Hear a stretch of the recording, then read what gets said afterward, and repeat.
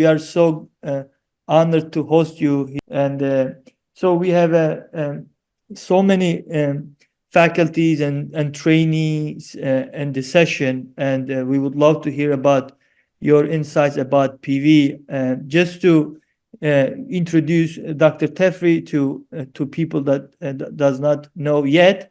Dr. Tefferi, born in Ethiopia, and then he did his medical school in Greece, completed in 1982, and then he moved to State, did all of his training in Chicago, and then residency fellowship at Mayo, and then since 2001 he's been a professor at Mayo Clinic. I mean, I always admired by your devotion in the myeloid disorders, Dr. Tefferi, and I always say my trainees that Dr. Tefferi, he looks like African American because he born in Ethiopia, and then he moved to but he moved, and then later on he moved to Greece. So am I right? Did I? You are correct. You're correct, Taha. You're correct. Okay, that's fantastic. So I don't want to waste your time and waste anyone's time, and I think I will go ahead and get started. Is that okay, Dr. Tefferi? Absolutely. So so we have only one case today, and we will make a little bit discussion on initial approach for this particular PV patient, and then we will delve into refractoriness and new coming possible treatment options, and we will hear Dr. Tefferi's insight. So I will go over this case. This is a 65-year-old female patient with a history of CVA, presented to emergency room with headache, pruritus, weight loss, and her blood pressure found to be 180 over 120 with hemoglobin 18.8. And then the hematocrit was 53% with WBC 10. Platelet count was 240. LDH was 800. Her coag lab was unremarkable. EPO was normal. And her spleen was extended 5 centimeters below the left costal margin. And then when she was further tested, she was found to have a JAK2 mutation V617, VAF of 70%. And later bone marrow was done with the hypercellularity for age 60% with a grade 1 reticulin fibrosis. There was no cytogenetic or NGS abnormalities. So again, the first question comes to most of the people's thought: when can we omit the bone marrow biopsy when we are making the formal PV diagnosis? That's a very good question. And as I always tell my students, and actually my peers as well, when you are planning to do an invasive procedure that is expensive, you have to ask 3 critical questions. One is the information I am going to get help me manage this patient better? Is it going to affect my treatment? That's number one. Number 2 is, regardless of treatment, will it help me prognosticate this patient better? And the third one is, does the patient care? The patient has to be in agreement with your intentions and your logic of doing that invasive procedure. So if we take that, for example, before I tell you about the PV, I will tell you that I never do bone marrow examination in patients with CML. Never. Unless the peripheral blood smear and the clinical presentation suggest to me that the patient might be in an accelerated or blast phase. There is nothing that I cannot do in the peripheral blood that I'm only able to do in the bone marrow. I can do the cytogenetics also in the peripheral blood. So let's use the same reasoning here in PV. And in most of the times, the information you want to treat the patient and prognosticate the patient, you can obtain from the peripheral blood. You can do peripheral blood next generation sequencing. You can do peripheral blood chromosome studies. And if you know how to read the peripheral blood smear, you'll understand how much fibrosis there might be in the bone marrow. So therefore, if you ideally, you can get away without it. You don't get any additional information. However, you need to remember, especially in an academic institution, we got here because we reviewed all the bone marrows in the past in patients, and we learned so much from them. And if we skip the bone marrow now, we can be cute and provide that reasoning I tell you, but we are truncating the science. All this information that would have been available that in the future might become much more apparent is missed opportunity. Therefore, you know that you're not going to do bad to the patient by not doing it, but you might do something good for the science. So you take that together and then you decide case by case. In general, in older patients, I usually don't do it. In younger patients, I do it. Okay, great. So,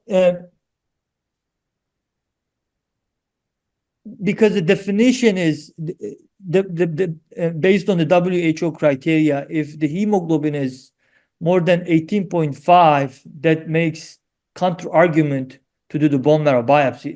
Is that another reason that we can omit, or is that something that makes more likely the PV diagnosis? So if you remember, that definition was in the 2016 WHO that we formulated, and we generally consider that if the hemoglobin is high enough, let's say a man over 18, a woman over 17, then you really don't have to do a bone marrow examination. That was the thinking. But in the revision, in the international consensus classification, and also the 2016 WHO, in the revision, we said that the hematocrit level and the hemoglobin level can be lower in order to make a diagnosis if you have the JAK2 mutation. So in that context, the threshold is no longer 18. The threshold is greater than 16.5 for man, greater than 16 for a woman. That's the threshold. This way, we don't miss the so-called masked polycythemia vera, which is that patients in borderline high hemoglobin levels, but otherwise have the JAK2 mutation. So now in this molecular era, if you have a JAK2 mutation and the hemoglobin is greater than 16.5 in a man, you can make the diagnosis. In other words, you will not be missing. The only time you would be missing it is if you considered 18 as a cut point, and then you would be missing everybody between 16.5 and 18, which would be masked polycythemia vera. So that no longer is a case. Now you have to remember something else also, Taha. Medicine is an art. It is not a cookbook.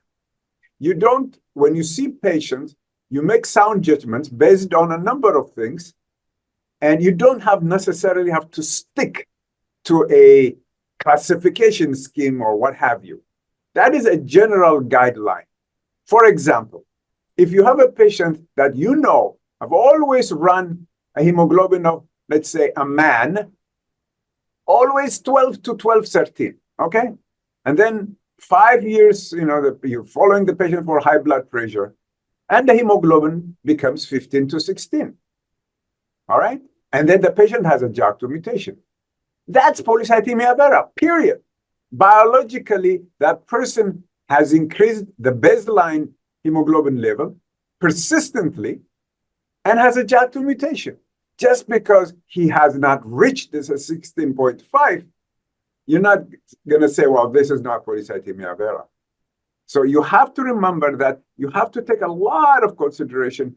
It has to be individualized, and you can't just run into that classification scheme or guideline, or you have to use your own mind. Must practice medicine as an art. Okay, great. So, what typical clinically and laboratory findings of PV at presentation and in the long term that do we expect to see with the PV patients? Typically, more and more people are getting checked for well-being.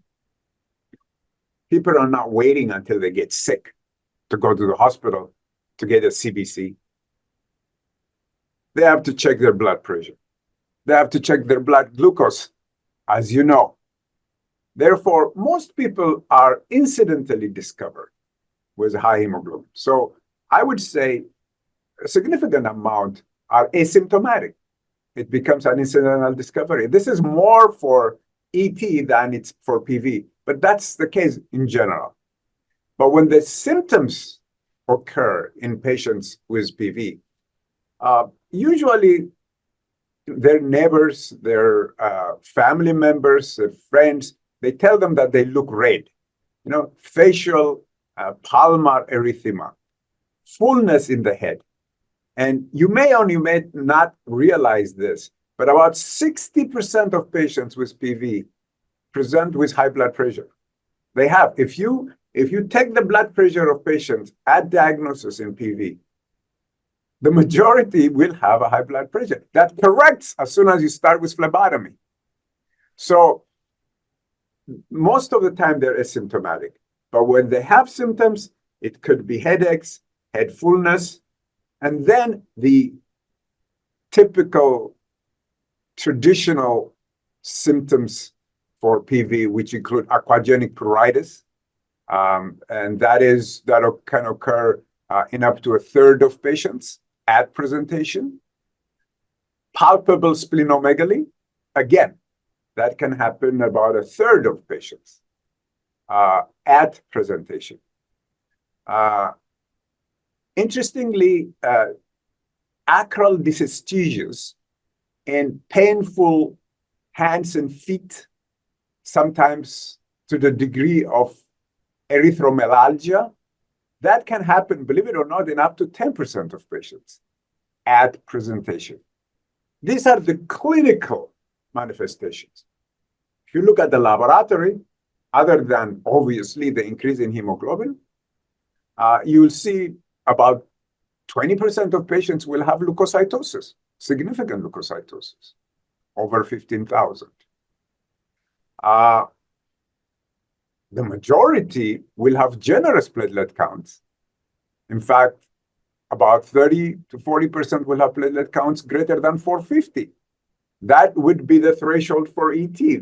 So it's very easy to confuse the two. And in fact, up to 5% of patients may have platelet counts over 1 million. So laboratory-wise, these are the things that you look into. Now, the old textbook tell you that the uric acid level might be increased, the LDH might be increased, but these are very non-specific. Actual gout is infrequent. But these are, in general, the presentations. Now, if you want to know a little bit more about the genetic presentation, I would say about 15% of the patients at diagnosis will have an abnormal karyotype, 15%. But remember, that number shrinks to about 11% or 10% if you take away those with loss of chromosome Y. As you know, loss of chromosome Y occurs with age. So if you take that out, it's only about 10 to 12% of patients will present with an abnormal karyotype. Now, during the disease process, obviously, there is progressive splenomegaly. Patients can start developing symptoms that are constitutional, weight loss, night sweats, and what have you. And then there is this thing called microcirculatory disturbances or microvascular disturbances, which is a profile of all not wellness, basically headaches, acral dysesthesias and what have you, which occurs in about a third of patients. But most importantly, in terms of PV, we're worried about three things. One is thrombosis, one is leukemic transformation, and one is fibrotic transformation. Now, in terms of thrombosis, about a third of patients present with a history of thrombosis, usually arterial, but also venous. And then another third will develop over time. It depends. That percentage depends on how long you follow the patients.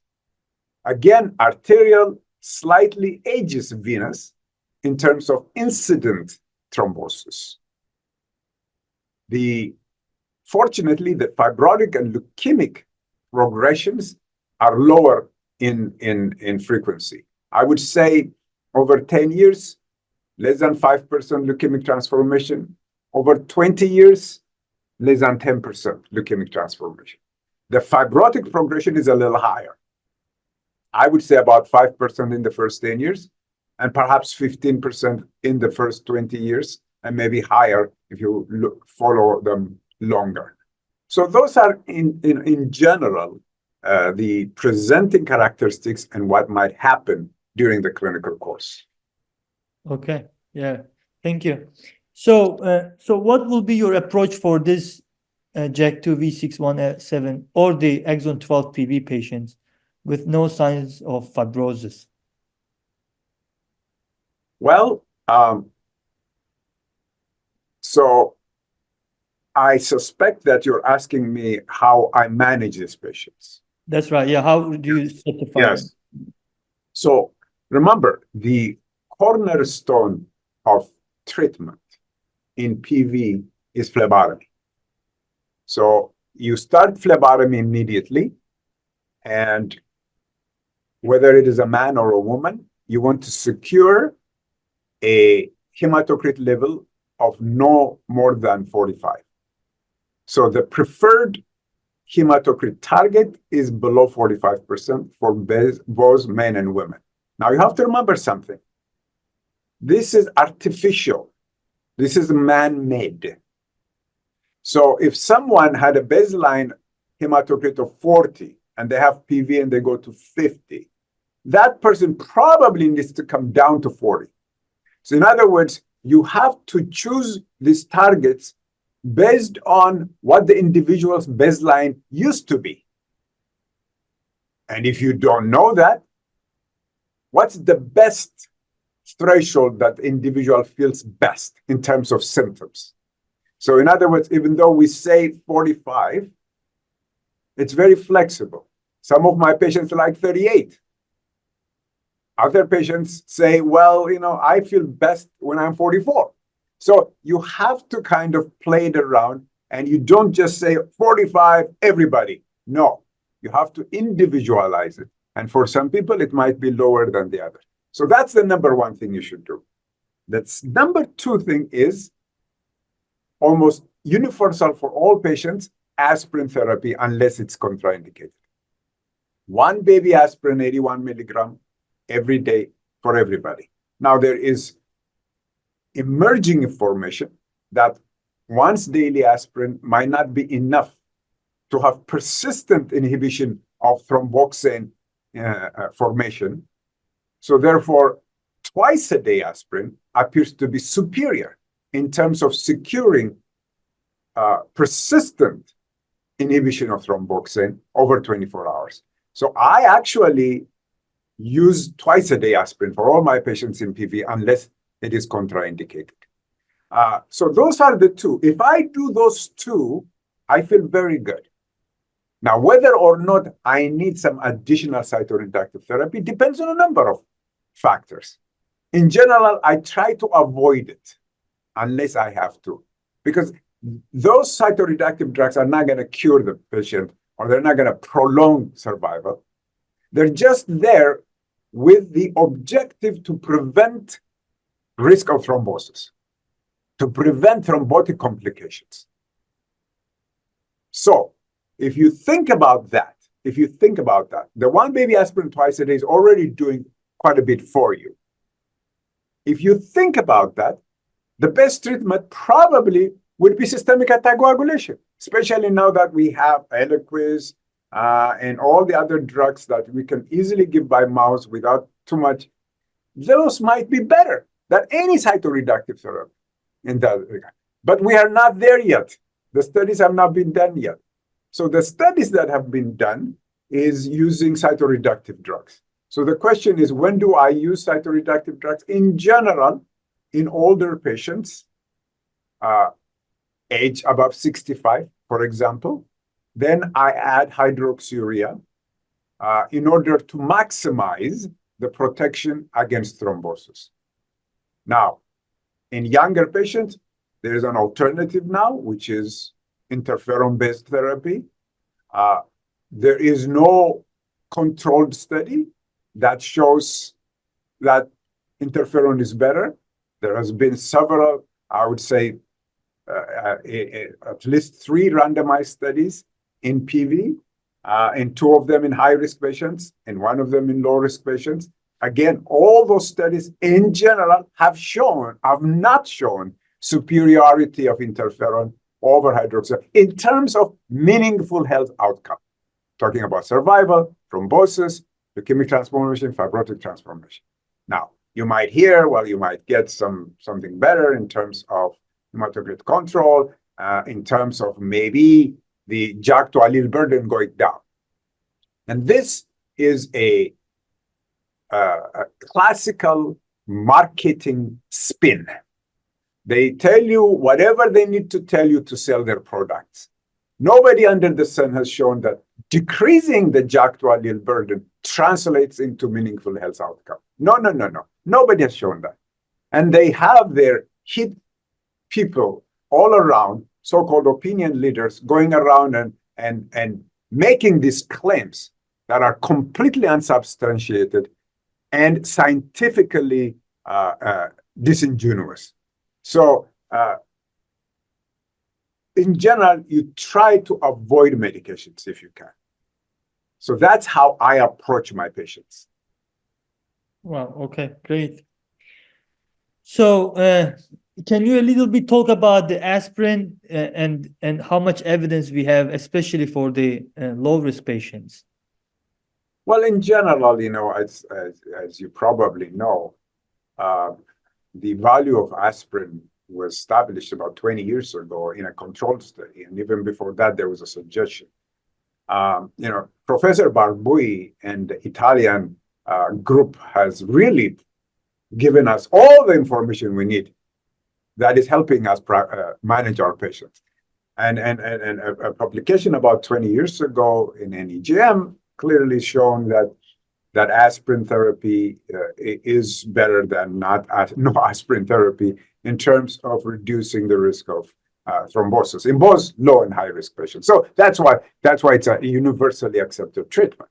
Now one can argue, how hard is the evidence and this and that, but in general you're not losing much. And in fact, now there is even more recent information showing that twice a day aspirin might be better than once a day aspirin. So aspirin is clearly of value. And there's a lot of retrospective studies, especially in ET, that corroborate this impression. Obviously, high-risk patients clearly need aspirin, especially those with arterial thrombosis. So there is definitely good evidence for the use of aspirin in both low and high-risk patients. Okay. So, and also you touched upon the cytoreduction and the evidence. What is the evidence of that outcome measures, right? Anything that you want to add on this? No, absolutely. I think the cytoreduction, remember, when you think of cytoreduction in PV, don't be dogmatic. The evidence is not very hard in terms of, why do we treat patients with PV? It's not to prolong their life. It's not to cure the disease. It's not to prevent leukemic progression. It's to prevent thrombosis. And in that context, the data we have is soft. I wouldn't say it's very hard. But we use it because there is some data to that effect. So we do recommend cytoreduction for older patients above age 65 because we feel that we're doing them a favor. But remember, not everybody tolerates the cytoreduction, whether it's interferon or hydroxyurea. And that should be a sign for you to kind of step back and say, what am I trying to do here? I'm trying to prevent thrombosis. Oh, by the way, I have another patient with AFib. I'm giving them Eliquis. All right? Why can't I do the same for my patient with PV? If I am trying to prevent thrombosis, there is nothing magical about lowering the platelet count or this. The important thing is to prevent the thrombosis. So usually, if my patients do not tolerate, I just put them on Eliquis 2.5 twice a day with 1 baby aspirin a day. Beautiful combination. I call it the Tefferi cocktail for my patients so that they remember it. And it is a very nice combo. And then you don't have to run around and the neutrophils are dropping. I can't use hydroxyurea. The patient is getting leg ulcers. Forget about it. Just go with Eliquis 2.5 twice a day plus 1 baby aspirin a day. Nice combo. And move on until somebody comes up with a drug that's actually disease modifying. Okay, wow. I did not know the Eliquis with this aspirin for the intolerable patients. Great. So we touched upon this, but can you also a little bit elaborate on, the VAF, the disease burden kind of decrease and the long-term consequence of this, especially the hydrea-related possible complications? So there are 4 drugs that are currently used on and off for PV. One is hydroxyurea.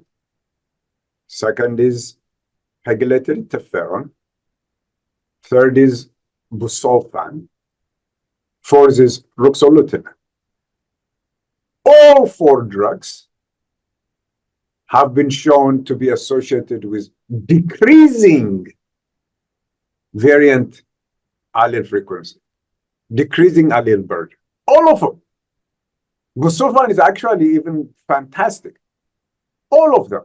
But none of them give you the molecular remission that you know from imatinib, for example, in CML.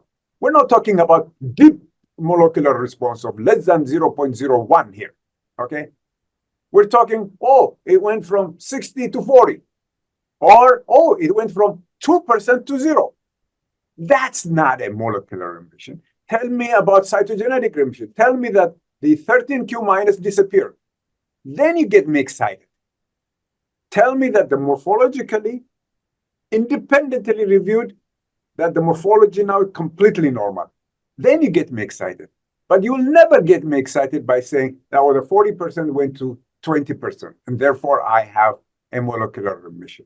So in general, these remissions, genetic remissions, are very dubious, in their interpretation. Now, the hematologic remissions, again, there are no good prospective studies.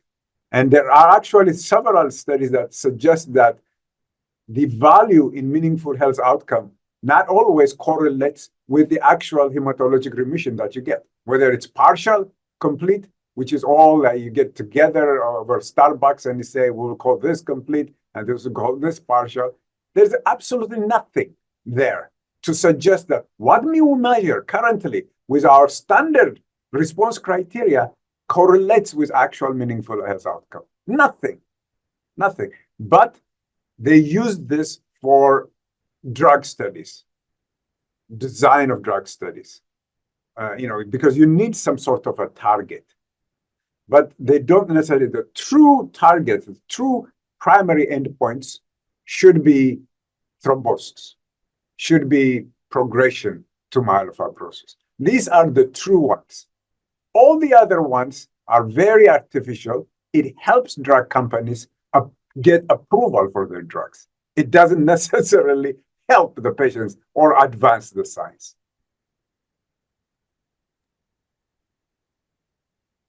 Okay. So we can move, and I think you also touch base on this pegylated part, right? Anything that you want to add here? No, I think all of your audience should know that there are now 3 randomized studies in PV comparing hydroxyurea to pegylated interferon or phlebotomy to pegylated interferon. And in all of them, none of them have shown superiority in terms of meaningful health outcome. In other words, first of all, they're all very short-lived. In other words, the follow-up is very short in all of them. And nobody really can say anything with a short follow-up. You have to die first before you start talking about survival. and this patient, the median survival is 35 years for young patients. All right? They're not going to die anytime soon. So you can't really start talking, because if you start talking about survival, it's all artifact and noise. You shouldn't start talking about that unless you have a follow-up of 10 years or 20 years. And in terms of thrombosis, you might, but again, unfortunately, our good drugs are so good that they're causing a problem for drug companies, because it's very difficult to show improvement over aspirin. So now they have to scramble. So they have to say, well, maybe we will use this as a surrogate. Maybe we will use the allele burden, what have you. So all of them have shown that the interferon can suppress the allele burden more than the hydroxyurea. This is common knowledge. We knew this years ago. There's nothing new there. Question is, does that translate into meaningful health outcome? And nobody has shown that. So that's my perspective on the matter. Okay, great. So when do you use this mutation enhanced IPM? I mean, so you have to remember about mutation enhanced or molecular prognostic models. Okay, when you talk about prognostic models, you have to always remember that these mutations can be applied to a simpler prognostic model. In other words, globally speaking, you have to start with what is easily available information. So for PV, easily available information is how old you are, whether there is a history of thrombosis, and whether you have a JAK2 mutation or not, this or that, right? Basically, this is very simple. And you make the risk category, right? You say low risk, no thrombosis, young patient, and high risk otherwise. You start with that. And then after you start, you say, okay, now can I further prognosticate within the low risk, within the high risk? That's when you start thinking about mutations. And clearly in PV, the presence of abnormal karyotype or certain mutations like SRSF2, like IDH2, and possibly ASXL1 might matter in terms of prognostication, might matter. So then you start incorporating these. So in other words, if you have a low-risk patient with these mutations, then you say, well, this might not be low risk after all. There might be a higher risk of progression. The question is it actionable? Are you going to do something about it now? No. That doesn't give you the ticket to do transplant for this patient or affect your management. What it tells you is, watch out. This is the kind of patient who might go into transplant. So you follow those patients carefully and introduce the transplant option earlier than later. Okay. So let's say this patient started on hydrea, phlebotomy, and then despite the maximum dose, he's been on hydrea. He's having this intolerance problem, the ulcers, night sweats, and his spleen get expanded more, and so the patient switched to pegylated. So when do you consider that the patient is not able to do well on hydrea? What's your criteria? Do you have any? There is no criteria. This is a clinical decision making. A good clinician does not require criteria. All right? A good clinician does not require guidelines. Guidelines are for stupid people. They're not for good clinicians. Good clinicians can look at everything because everything depends on the individual patient. The individual patient does not follow guidelines. They have their own disease. It's up to you. I mean, you're getting paid very well for being a hematologist. If we're all going to stay on guidelines, why do you need to be? You can go to Google. All right. If you're being paid this much, the minimum you can do is try to get all this information in your own brain and apply it to your individual patient. That's what a master clinician does. It's not running into guidelines and this guideline said this and this guideline. This is very disgusting as far as I'm concerned. I think you need to channel the energy towards that particular patient rather than running around, in search of guidelines. So again, this holds for this hydroxyurea is you're treating the patient. Okay, you don't need Tefferi to tell you whether that patient is tolerating or not. You'll know. The patient will tell you. You see everything. You see the leg ulcer, and these are bad things. And you say, okay, it's time to switch. You don't need anybody. It's common sense. If you find something bad, change it. Reducing the dose is not going to, especially with leg ulcers, reducing the dose is not going to help you. You got to change it. And then it's very easy now that we have pegylated interferon. You know exactly where to go. That's the most logical path is to go to that. Now, if you fail pegylated interferon and this, then it depends on what the context of failure is. If the context of failure is that the spleen is getting big and you are having more and more constitutional symptoms, well, that's the patient is telling you, I am transforming into myelofibrosis. Well, then you use ruxolitinib. If the pattern of failure is, oh, spleen is fine, it's just that I can't control the things, the counts, well, then you go to busulfan, which is much better drug, longer track record, and unlikely to affect the immune system as much as does the ruxolitinib does. So you have to this is how you just play the game. Great. So I think you also covered the busulfan and this question. Yes. But the question is going to be, when do you use the combination or ever use it? You can never say never. Again, it is the clinical situation. For example, let me tell you about a patient of mine, which I'm seeing this, I've been following this week. And she had, and she doesn't have PV, but she has myelofibrosis. And we tried a number of drugs, including Jakafi, for her spleen. It didn't help much. So I had to have her get a splenectomy. So she just had a splenectomy. She's doing well. But, as expected, her white count and her platelet count has skyrocketed after the splenectomy. She's still on the Jakafi. All right? So she's getting some value from the Jakafi, and I want to keep it because I don't want her liver then to start going up after the splenectomy. But Jakafi is not the best drug to control high platelet count and high white count. So this is the scenario where I might add hydroxyurea to control the platelet count and the white count while keeping her on that.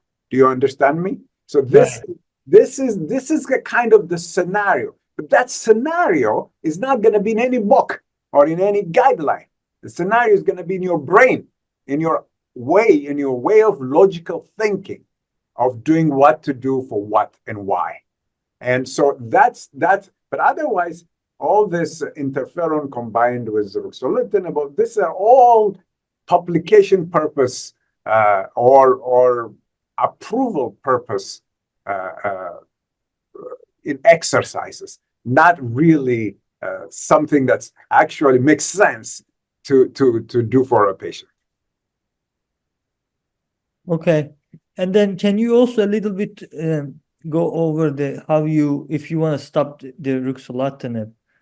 Yeah, I think in general, I mean, it's very clear now. I mean, I think I published this many years ago. I mean, immediately after ruxolitinib was approved, I think in 2011. That if you just stop the ruxolitinib, the patient might go to the ICU because of immediate SIRS-like syndrome with respiratory distress and what have you. And it's not very clear why that happens. And interestingly, I have not seen this too much with the other JAK inhibitors like momelotinib, fedratinib, pacritinib, but I'm sure they might occur. But I haven't seen them that.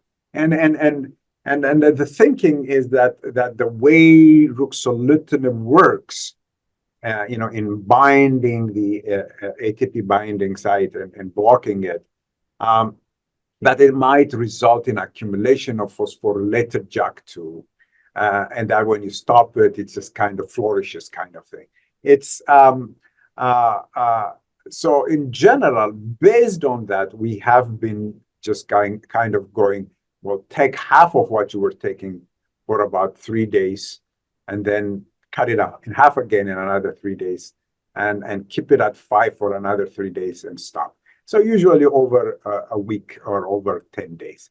And I suspect that we do the same if the patient is already on ruxolitinib with PV. If we wanted to wean it off, then wean it off over 7 to 10 days.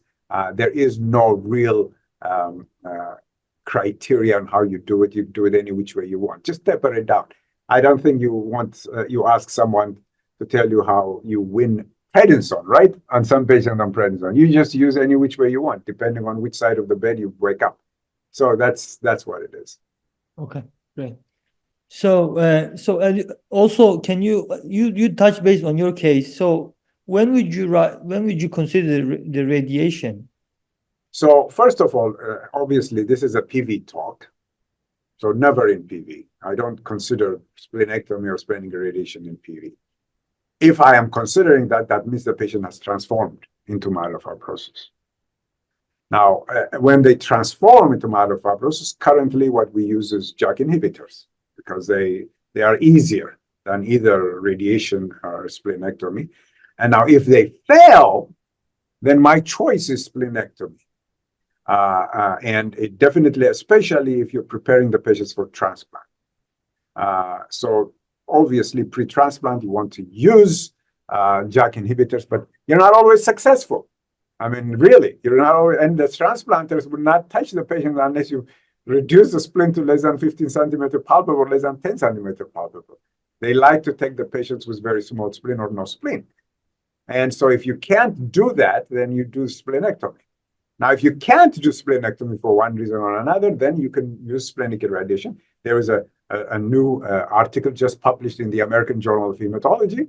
Very nice article, a global collaborative effort that I think it's from Nick Gagelman, and it gives you that comfort that people have used splenic irradiation and it helps. So when you cannot do the splenectomy, then that's when you consider radiation. Yeah. And also, I think this is the last slide. Can you talk about the hepcidin mimetic medication that was just recently published, the phase 2 trial? Yes, yeah, you're right. So one of the things in PV, we always talk about survival, leukemic progression, fibrotic progression. We talk about all those things. But we sometimes forget that the patients who are fine, we're going to live for 35 years. Sometimes a subset of patients, not everybody. Now you have to remember, some patients with phlebotomy, they need the phlebotomy maybe once every 6 months, and they're fine. No drugs, They're lovely, they're happy, they don't have any symptoms from iron deficiency, nothing. And then there are patients who require phlebotomy every month. Very inconvenient. And then they become severely iron deficient and they get symptoms.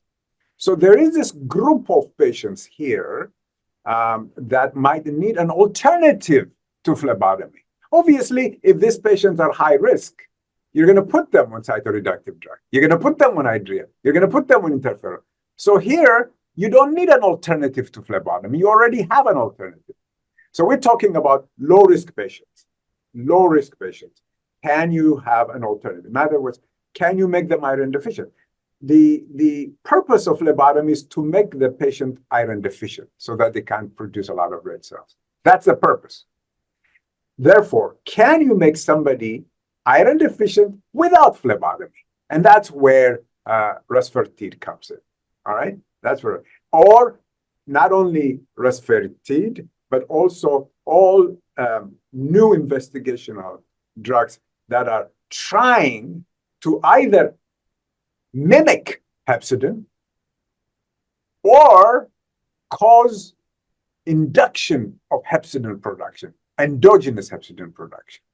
So there are hepcidin inducers and hepcidin mimetics. And basically what this does is it works exactly like hepcidin.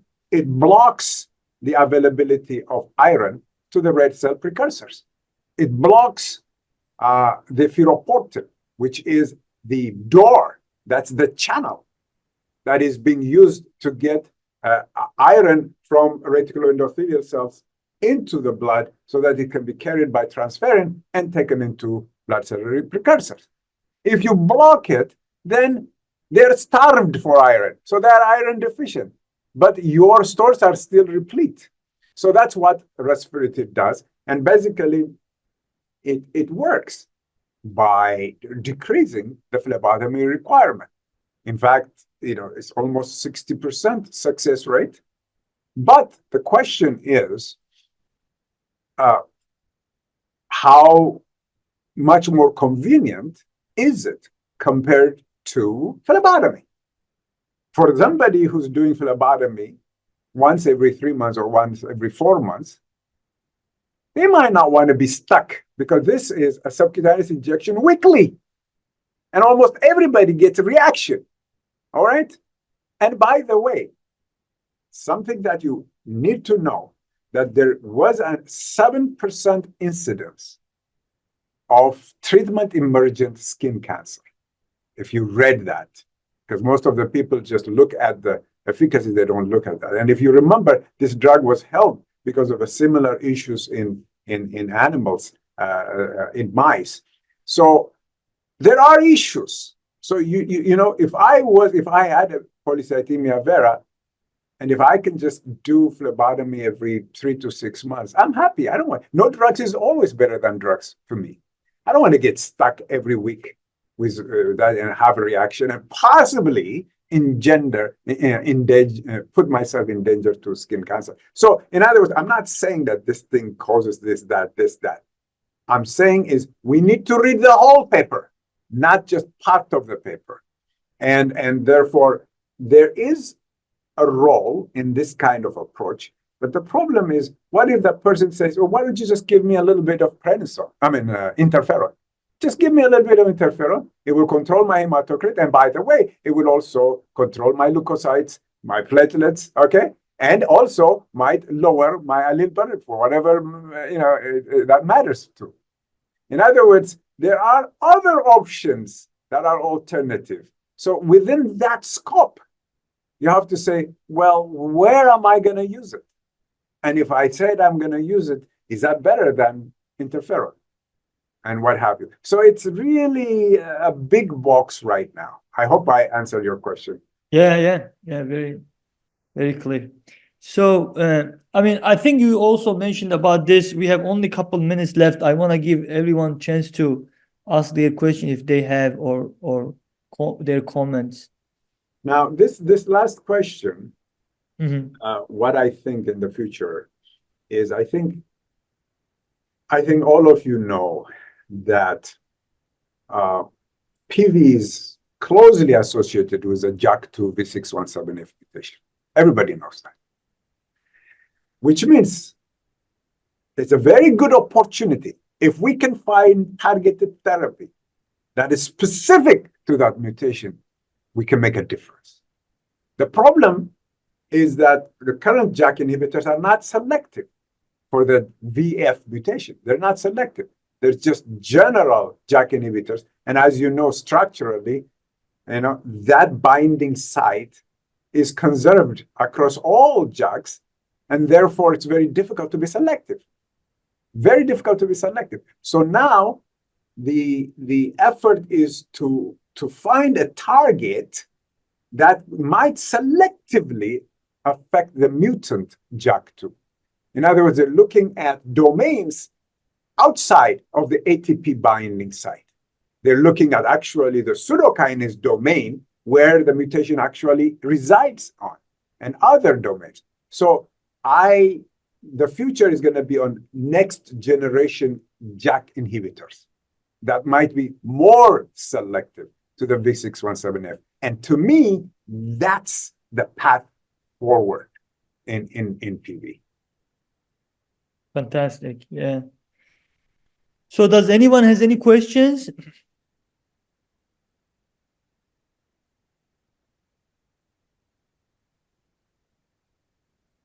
Hi, Dr. Tefferi. This is Syra, one of the hematologists here. Thanks so much for your talk. It was very helpful. I just wanted to ask you some more about low-risk PV patients. I have a handful of patients in their 30s with no history of thrombosis, and their main concern is risk of progression, to myelofibrosis. And you very nicely laid out how pegylated interferon, even though it does decrease the JAK2 allele burden, we haven't showed any survival benefit yet. But for these young patients, probably that data is not going to come soon enough for them.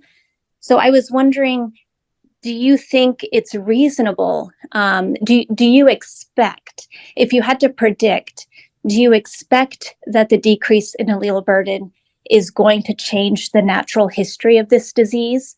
And if the patient really wants to do everything they can to potentially decrease the myelofibrosis transformation, is it reasonable to start for that indication? That's a very good question. That's a challenge. I see this over and over and over again. But in general, my general principle is this. Usually, I am more afraid of the drugs than I am of that long-term uncertain risk of leukemic progression. First of all, in other words, it's like treating patients with high platelet count. I am more afraid of the drug that I intended to give them than I am of the high platelet count. It's a very similar scenario.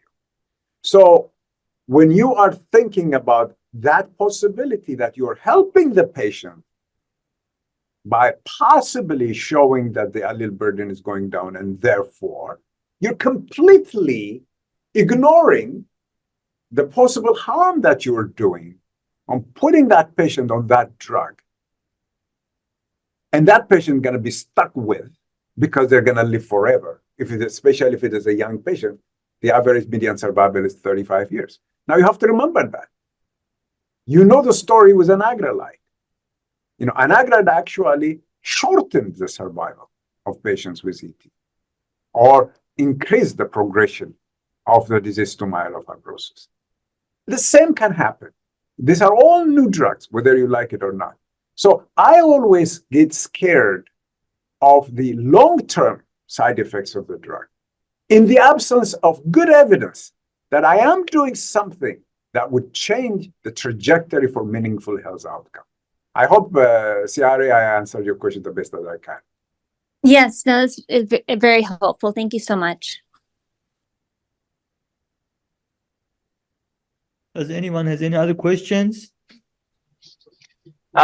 I have a question. I'm Alejandro Marinos from bone marrow transplant, and I know it's not about necessarily PV, but because you mentioned the lack of survival benefit with with some of the interventions, really, or the showing survival benefit, I wanted to know what are your thoughts on the claims from JACAF improving survival in some of the studies for myelofibrosis. I mean, if I could have your thoughts on that, I would appreciate it. So tell me the question. Yeah, no, of course you can ask me about myelofibrosis. So what specifically is your question? In myelofibrosis patients, whether or not ruxolitinib improves survival? Is that your question? Yes. So Okay. the 42-1 and 2 studies, kind of like the company claimed that it improved survival, but there is some statistical considerations that other hematologists have made that the studies were not powered or really well designed. So I just wanted to get your thoughts on that. No, very good question, Alejandro, and thank you for asking that. Now, Alejandro, first of all, when the company tells you, it is the company which is telling you. They have an agenda. They want to make money. What do you expect them to tell you? You think companies will tell you the truth? So I would never start a conversation by saying the company tells you. I don't care about the company. They're not there for advancement of the science or helping them. They're there to make profits, period. You know, you can all kind of look at the, look over it, but I know exactly what their agenda is. So now let's take the company told you out and say, well, some people say that maybe it improves survival. Well, let me give you a good example. If you have 100 patients with CML and you don't have any imatinib or any TKI around, and all you have is hydroxyurea, and if you treat 50 of them with hydroxyurea and 50 of them with nothing, who do you think is going to survive longer? The patients on hydroxyurea, obviously, because it will stop death from priapism, right? It will stop death from leukostasis and what have you. Prevention of death from complication doesn't mean biological effect on survival. I hope I'm making sense, Alejandro.